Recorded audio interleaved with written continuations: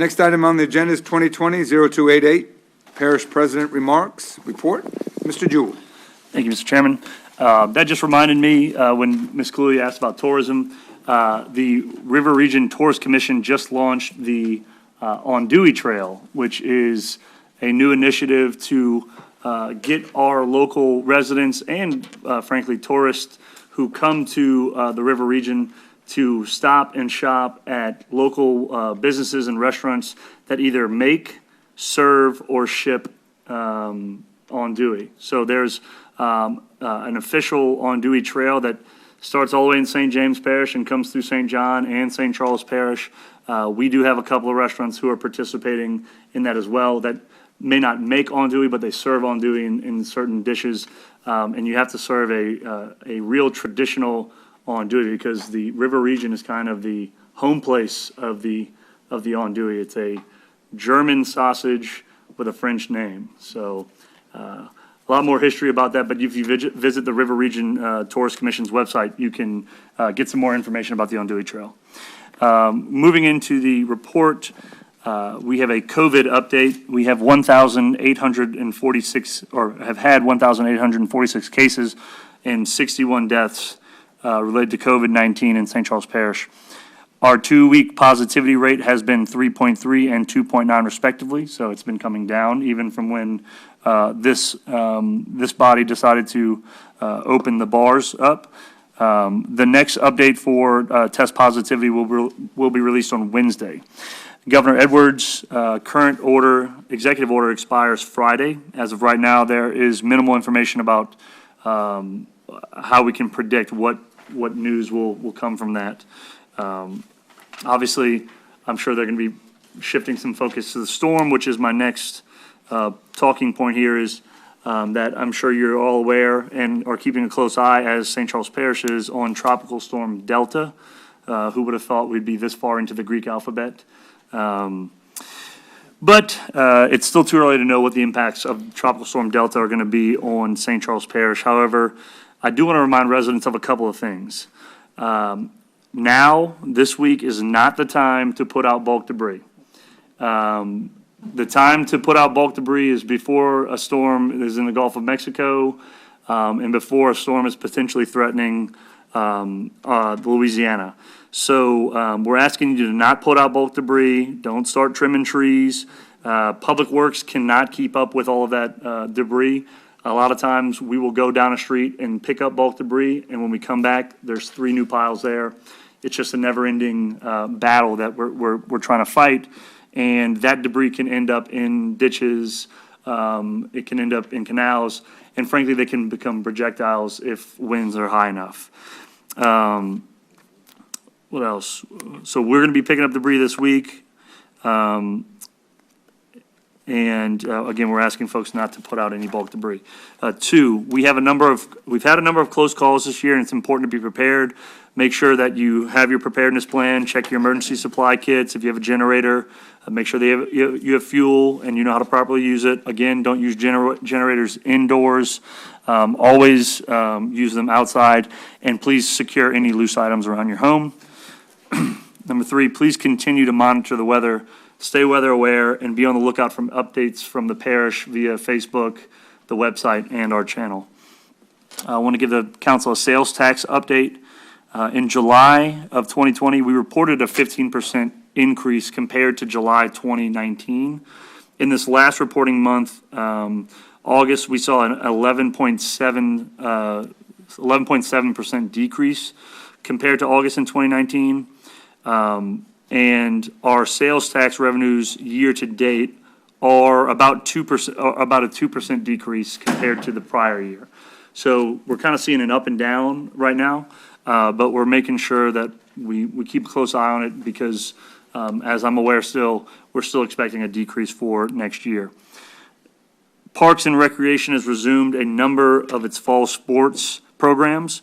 However, due to COVID-19, there are various protocols that have been put in place to ensure the safety of the players, staff, and parents. As a reminder, for indoor practices and games, only 1 spectator per athlete will be permitted to enter. Everyone is asked to leave quickly so Recreation can sanitize the areas before next groups come in. Spectators are going to be asked to wear masks through the duration of practices or games. For outdoor sports, it's a little bit different. We recommend spectators wear masks, especially if you aren't socially distanced. So we do ask that you are social distance. And we ask that the players not share equipment to as much as possible. Lastly, basketball registration for youth age 5 to 14 is now open until October 28th. Please visit scpparksandrec.com to register. A note about the guidelines in place for COVID.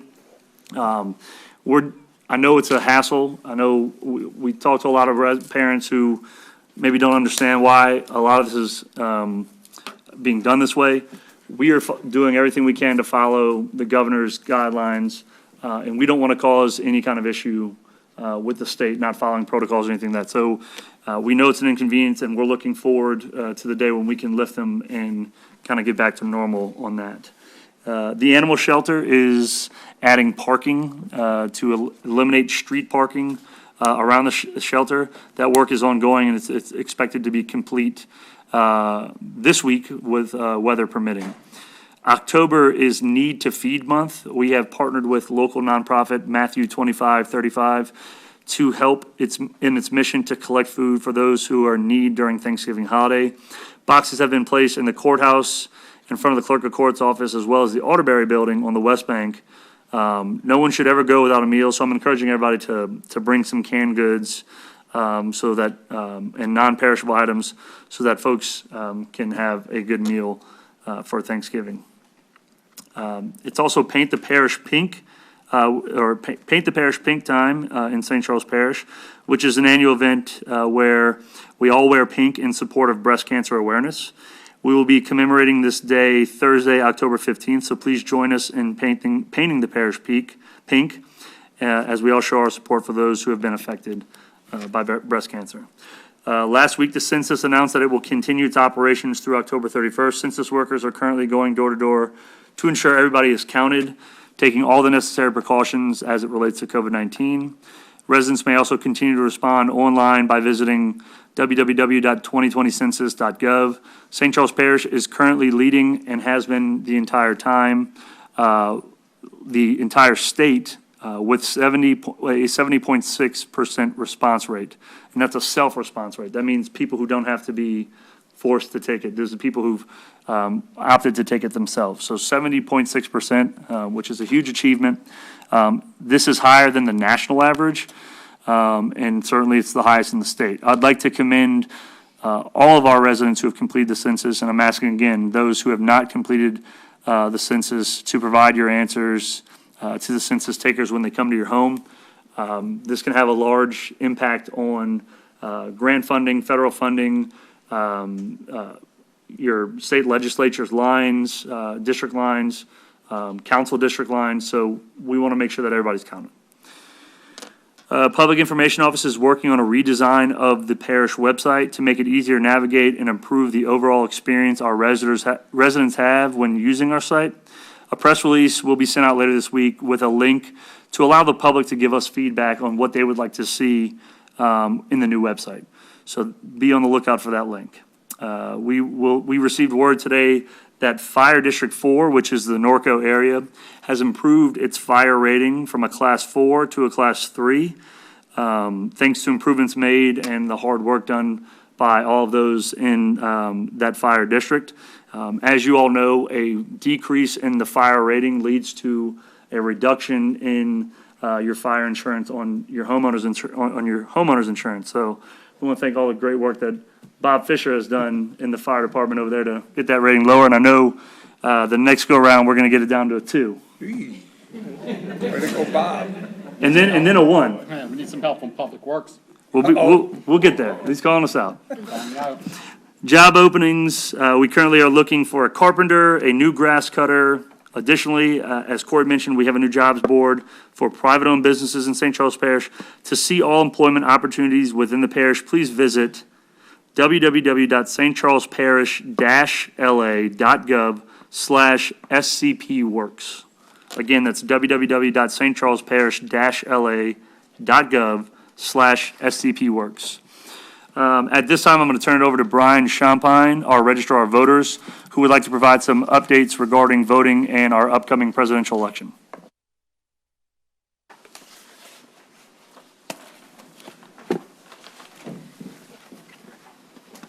Thank you, Mr. President, Chairman Gibbs, and council members.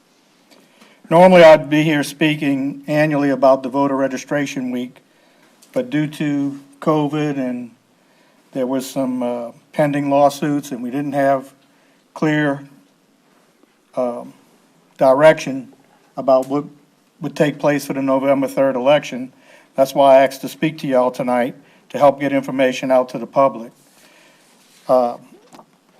Since I became registrar, and I'm in my 13th year, we started mailing out these postcards, especially before major elections. And with the help of the administration and many others, today I mailed out 22,541 of these postcards. I have some little packets at your desk.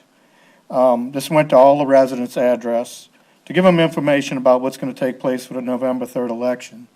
Due to a lawsuit, a federal judge, and I think I emailed all of y'all some updates on that, a federal judge ruled that early voting would be extended 3 extra days. So we're going to start early voting on Friday, October 16th through Tuesday, October 27th. And instead of the normal 8:30 to 6, we're going to have early voting will go from 8 a.m. to 7 p.m. here at the courthouse and also at the Audibury building. Been going back and forth with President Jewell and our security detail and trying to work out some logistics, how we're going to get the voters in and out the courthouse. I think, y'all are developing a pretty good plan. Maybe we could get that information out when we kind of finalize what we're going to do. That'll help people get in and out the courthouse, and especially in this COVID situation. Because we couldn't do voter registration week, my office did reach out to all our nursing homes, health clinics that do voter registration, try to help people get mail ballots. And of course, y'all heard the news. And one thing I want to caution, and I think I've said this to previous councils, Louisiana, what you hear on national news is not the way elections are conducted in Louisiana. Each states' rights, they decide how to conduct their elections. And we spend more time on the telephone answering emails, and I don't get sucked into the Facebook discussions about all the crazy things you see happening around the country, all accusations, all the conspiracies about voting by mail. In Louisiana, we have a very good system. And many of you know I'm the registrar, Lance Marino is the clerk. We have an election board of an appointee of the governor, the chairman of the Parish Republican Committee, and the chairman of the Parish Democratic Committee. And we sit as a board. In fact, tomorrow we'll be choosing commissioners for the November 3rd election. And that board watches what I do, watches what the clerk does, and we keep everybody accountable. In Louisiana, you have to have a reason to have a mail ballot sent to you. And the reasons are listed on the applications I've given you, but also the federal judge ruled, which we did during the emergency procedures we followed for the July 11th and August 15th elections. Those who have COVID or have the health concerns that they have the underlying conditions that they can catch the COVID, or they're in quarantine, or they're self-quarantined because they've been in contact with someone who's tested positive for COVID, seeking symptoms, or taking care of someone in the family, whatever, that has COVID, there is a special COVID application. It's on our website. We have copies in our office. People can call us. We can mail them the application. Those who have the ability to go online, those applications are online. You use your driver's license and you use your security code on the driver's license to submit your application online through the Secretary of State's office. You can either go to govote.com, GEAUXVOTE.com, or go to the Registrar of Voters website, and we have all the links to help you secure a mail ballot. My office has to receive the request. We verify you are a registered voter. It is sent to your home. There is a barcode, there is a tracking system on the address labels that we are able to scan, and it helps our processing go quicker, and it also helps us identify who that voter is. My office, ever since day one when I walked in there, we have always checked signatures. Now, we're not handwriting experts, but when we do see something questionable, we either turn it over to the Secretary of State's Fraud Division, or ultimately the parish board looks at it and decides what course of action we should take. So, and also in Louisiana, you still have to have someone witness that this is you voting that ballot, your signature, they sign and print their name also. So there is many checks and balances, and that's the most common problem we have with mail ballots, is people will not get that witness signature.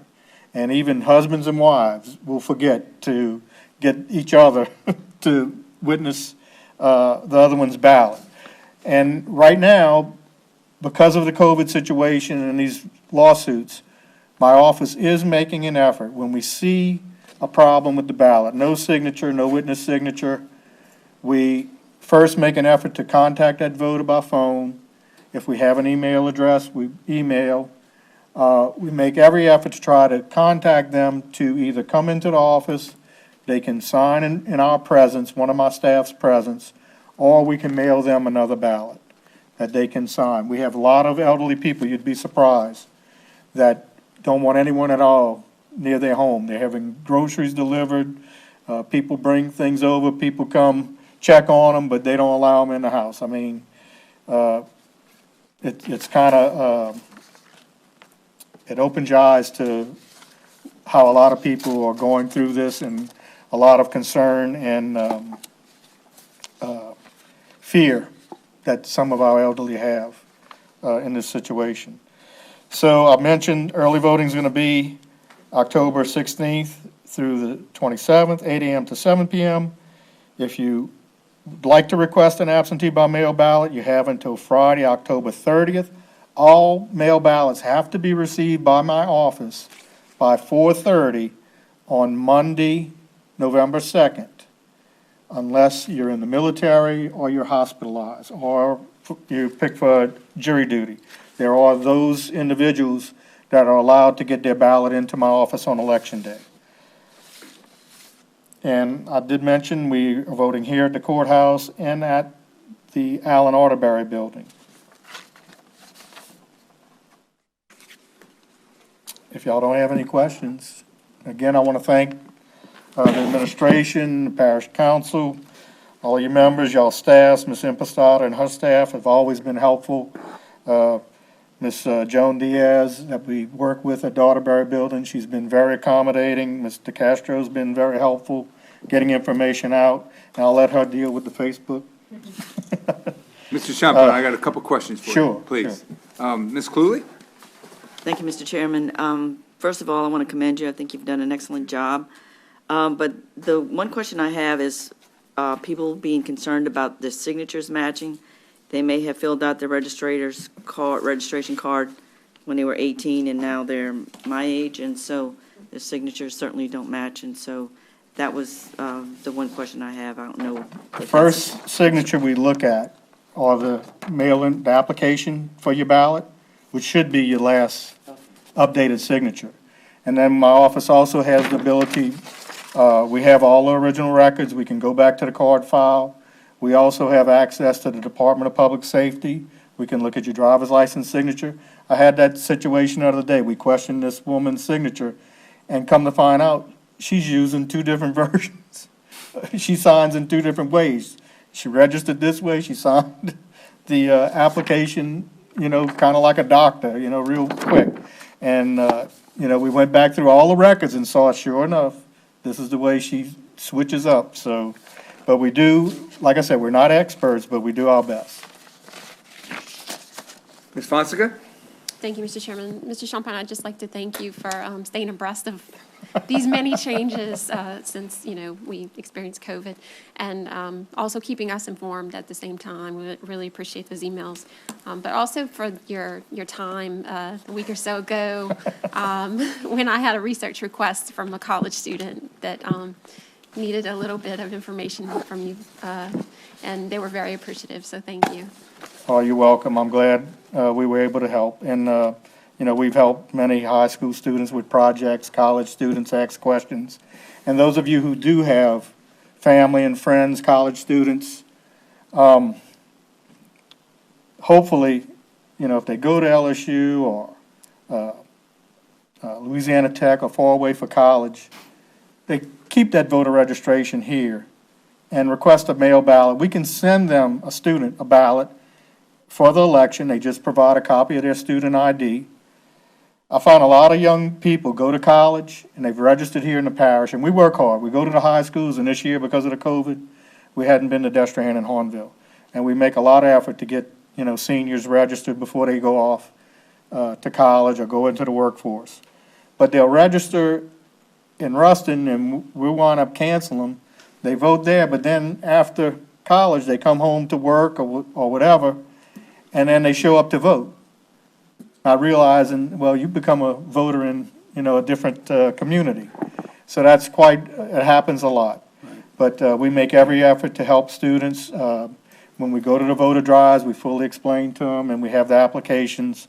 When you go to college, we can mail you a ballot.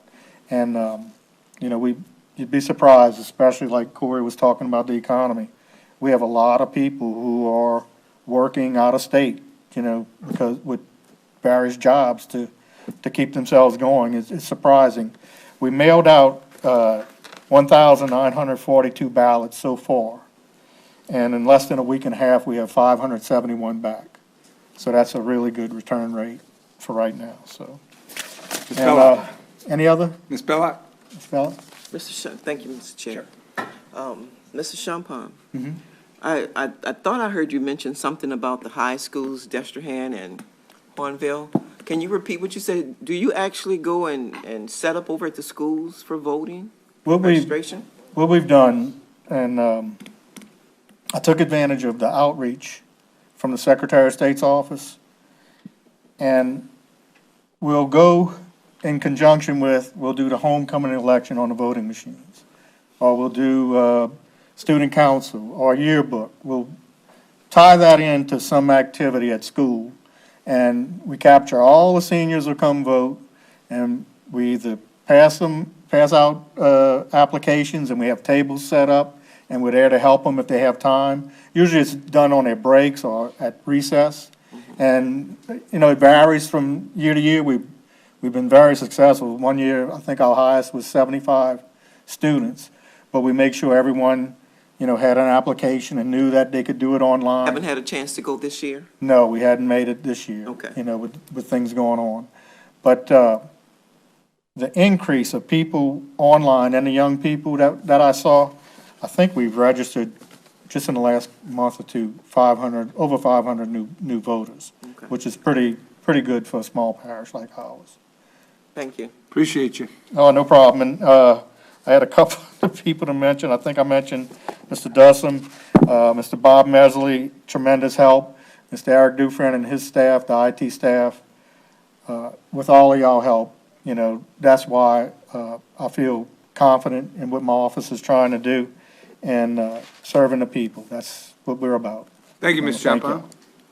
Mr. Jewell? I put that on there because I still have a little bit more of my presentation. Oh, yeah, sure. Just to finish up, okay. Thank you, Mr. Champagne. Also wanted to thank Ms. Belloc and the members of the Upsilon Mu Zeta chapter of Zeta Phi Beta sorority who held a get out the vote and a voter registration in St. Rose. I believe it was 2 Saturdays ago near Charlestown Apartments. So thank you for all you're doing and the folks at the Zeta Phi Beta sorority for all their work to get folks registered to vote. Going into a quick public works update, since we haven't gotten to do one in a while.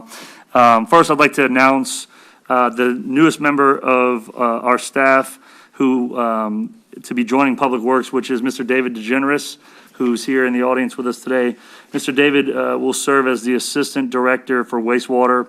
For the last 15 years, David served as the Public Works Director for the City of Mandeville, and then but began his public service in 1997, working in the Engineering Department of St. Tammany Parish, and later became the Public Works Director in St. Tammany Parish in 2001. So we're happy to have him aboard, and hoping that he'll take the wastewater department to new heights.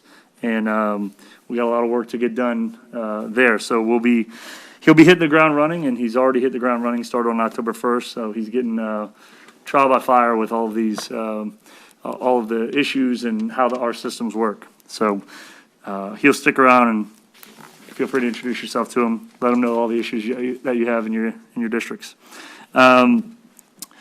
All right, the Shell Norco ditch. We have completed the southern side of Airline and moved to the north side. As you can see, all that stuff in the background there, you can see the Doppler radar for the airport. None of that was visible before with all of the overgrowth that was there. Do we have the before picture on there, Samantha? Okay. So we'll continue that work in getting that that canal back into a good shape. It is a little bit of a treacherous canal because there are several pipeline crossings with a bunch of pipelines kind of bunched close together. But we know just getting all of the debris and fallen trees and whatnot out of this canal is going to make a huge improvement in getting water back to Trepanier Pump Station. And we'll try to be working all sides of that little triangle by Trepanier. If you're from Norco or you represent Norco, you know exactly what I'm talking about. Okay. In Hahnville, I actually just drove this today just to check on it. The team finished up working to reestablish drainage on Nicholas Street. This is the opposite area of Aquarius Street where we previously were working to reestablish drainage. And I was also out on Hickory Street today with Mr. Palamone, where we identified another ditch that needs to be kind of just reswaled on side of the in the cow pasture of the Council on Aging property. You know what I'm talking about, from there to Hickory Street. So we'll be putting in a request to get that complete as well. And we want to thank that resident for bringing that to our attention. Just to kind of give you the depth of, or the breadth of all the things we're doing right now, we've been patching roads as well. So we've been putting some patches near Paul Mallard and Angus. And we continue to do work along the CN Railroad. This area is Ormond Meadows to Vans Lane in New Sarpy. So that's been a big undertaking, and it's coming along really well.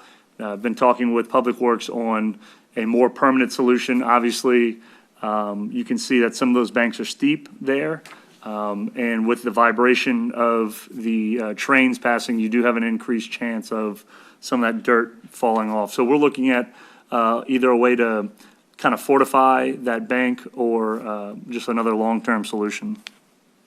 All right. Now we move on to Norco. We have some culverts being replaced on West Pine, and I think they're doing some work on 6th Street as well. There's another shot. As you can see, they're taking out old pipe and putting in some plastic corrugated pipe. Some of the funny things you see when you're in Norco, pulling out pipe, me and Mr. Donaldson were talking about this today. Anytime you see a pipe with a flange on it and bolt holes, probably isn't a drainage pipe. And we have a good idea of where it probably came from, but you know, that's just the way it was back then. But we're getting all of those old and undersized pipes upsized so that we're flowing water better in Norco. All right. This is a before shot of the Hill Heights ditch. I know we kind of looked at that. This is, if you're looking at a north-south map, this is the Hill Heights ditch on the west side of Hill Heights. And this is the after shot after it's been cleared and swaled.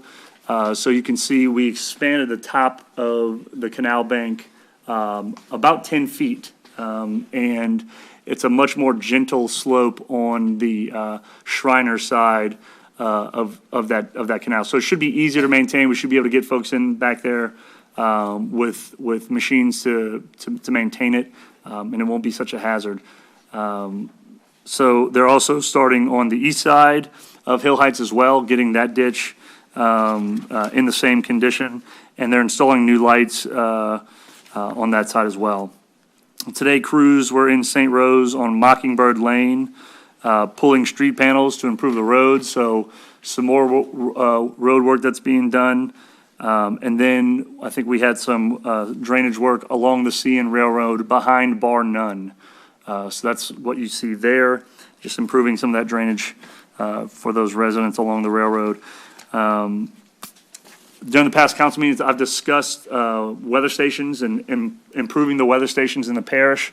We want to add these weather stations across the parish to get a more accurate reading of the rainfall that we're experiencing, which helps us make decisions. But we found that certain parts of our parish we don't have anything to show us where that rain is. For example, Kelowna. A lot of our rain gauge data and weather station data is tied to pump stations. But if you're in Kelowna or anywhere in the West Bank of District 1, there are no pump stations to attach one to. So this one was just added onto the top of the courthouse, but we'll be adding one in Kelowna as well. That way we can see weather coming our way. So more to go. Some of these weather stations, again, are going to be along canals in some strategic locations, and they'll be able to read the canal level as well to give us a better understanding of how much water is heading towards pump stations. Okay? That's your last one? Oh, is that my last one? Okay. Okay, so I do have one last little note here. Lastly, we're also collecting bids for the work being done at the nursing home on Hill Heights. As you know, there's an 84-inch culvert that crosses under the driveway of the nursing home. And in Miles's observations, there is what he calls a hydraulic jump there, meaning that the water is constricted and then thus rises higher on one side of that choke point. So in other words, on the CN side of the railroad tracks, your water level is maybe a foot or more higher than the other side of that culvert. So they want to go in and add, I believe you said 272s, 272-inch culverts to free up that choke point on an interim basis. The long-term plan is to have that sweeping box turn there, but that'll lower the whole canal level and take a little bit of a back pressure off of the culverts under the CN Railroad as well. Obviously, we want to get those culverts improved, but we're doing everything we can right now to eliminate choke points along the way. And that's it. Thank you, Mr. Jewell. Ms. Fonseca? Thank you, Mr. Chairman. Mr. Jewell, or maybe Miles, there's a request for qualifications that you advertised for professional services recently. And I guess my question is, if it's a firm that responded to the one earlier this year, but their expertise is the type that's listed on this one, are they to respond to this one as well? There seems to be a little bit of crossover. If they've already responded to the previous one, they are qualified, and they've qualified. They do not have to respond to this one. What we gave them was, there's some people that missed the advertisement and wanted to, submit. And we waited approximately 6 months, and we are opening it up for that. There are also some people who submitted only on certain things and then realized they could submit on other things as well. They can submit just on those things that they want, that they are new. So that's, it was to give more people an opportunity to work for the parish. Good. Thank you for clarifying that. Ms. Gordon? Yes, thank you, Mr. Chair. A couple of questions. First of all, I want to thank you, Parish President Jewell, for having some work done on the West Bank side in District 1. So my first question is, a couple of months ago, there were trees that were being cut on Low Street, and it was supposed to keep moving on all the way until hopefully it got to the Kelowna.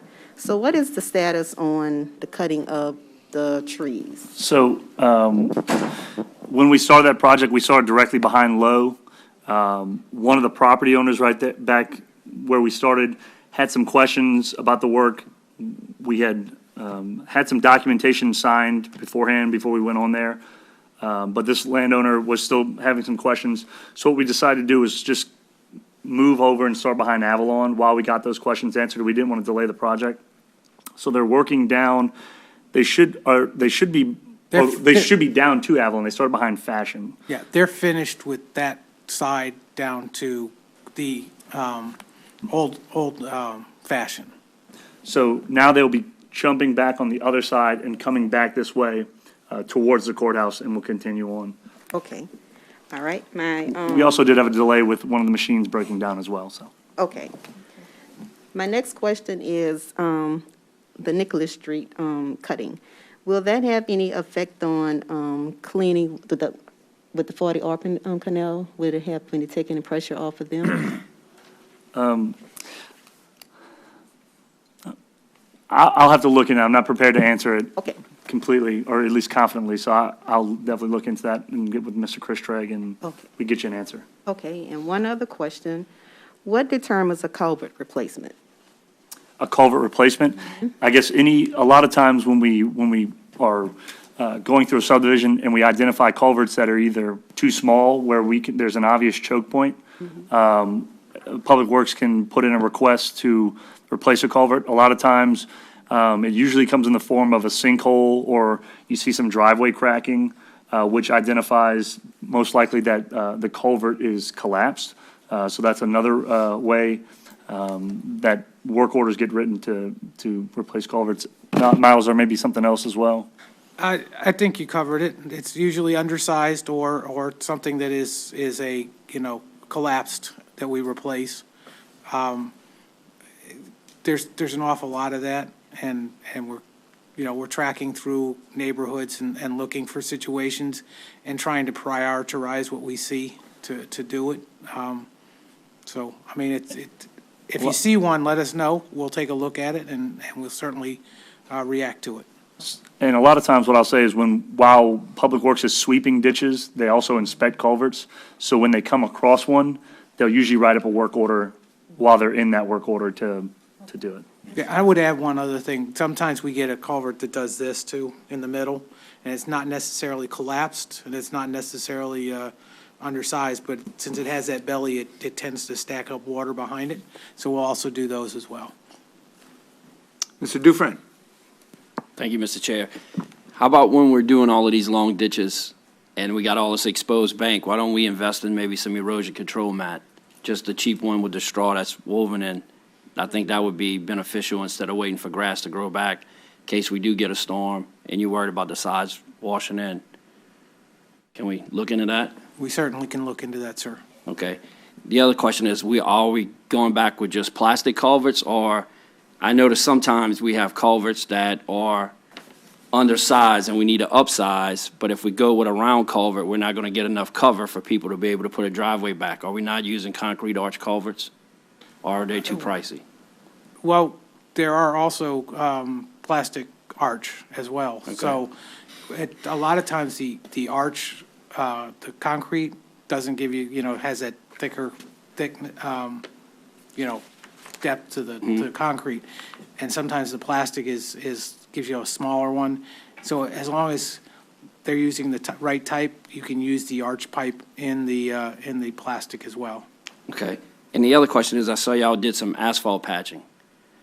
So I put a work order in months ago to have a patch done in my district properly, because the whole road slants to the people's yards instead of to the bayou, which to me makes no sense at all. So we just made a dam where the water holds, and so where the dump trucks and the school buses turn around, there's a huge pothole that somebody tried to fix with coal mix and then with concrete, and it looks absolutely ridiculous. So I put in a work order months ago to have that done properly. Because the lady who lives across the street, she's retired from the DOTD.